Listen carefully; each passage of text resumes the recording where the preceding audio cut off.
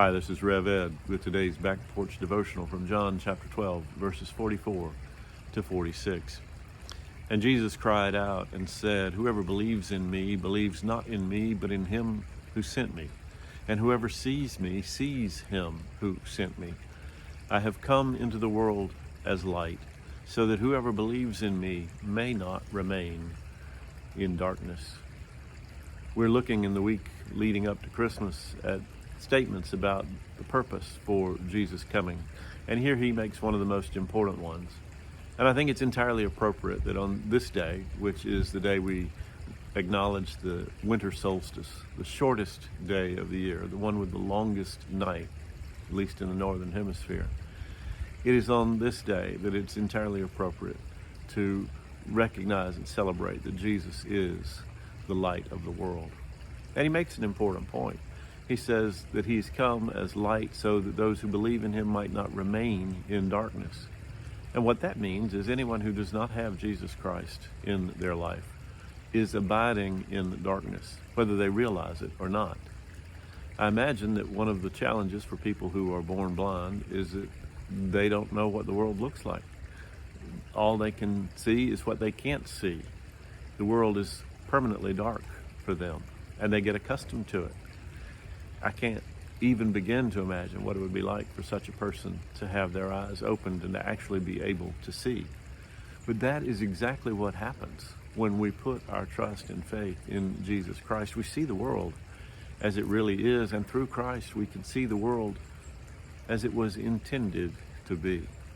Jesus is the light of the world, and when we put our trust in him, we can see the truth and the goodness and the beauty of God the Father.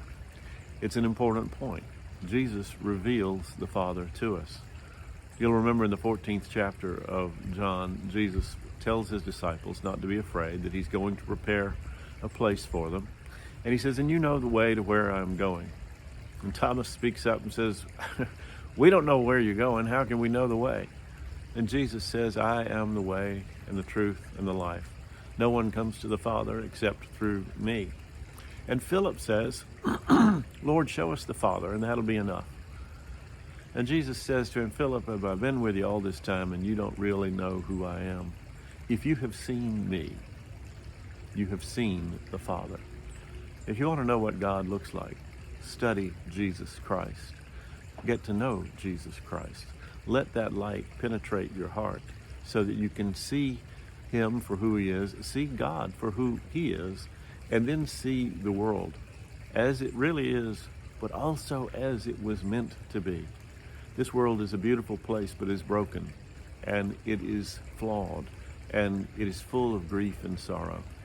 And in the resurrection of Jesus Christ, we have the promise of the remaking of the whole world.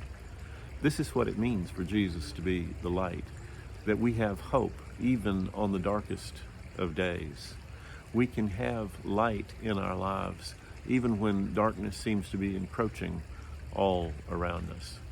This is the fulfillment of the word that was given to Isaiah, where he wrote, "The people who walked in darkness have seen a great light. The people who dwelled in a land of deep darkness, on them has the light shined." We have to understand that the world only begins to make sense when our eyes are opened through faith in Christ.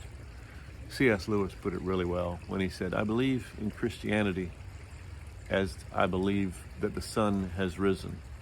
Not only can I see it, but by it I can see everything else." Trusting in Christ opens our eyes to the reality of the world, to a proper orientation of our lives to God and to one another. And it unlocks the door to all of the hope and fulfillment and joy that is in store for those who belong to God. This is the promise of the Christmas season, that light will flood our lives, and that through us, that light can touch other people. Jesus said to his disciples in the Sermon on the Mount, "You are the light of the world. A city that is set on a hill cannot be hidden.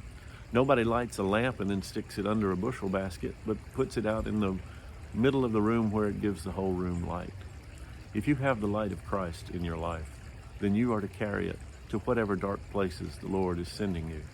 Do not be afraid of the dark, for everywhere the light touches abolishes the dark. Jesus is the light of the world, and we celebrate that at Christmas and throughout the year.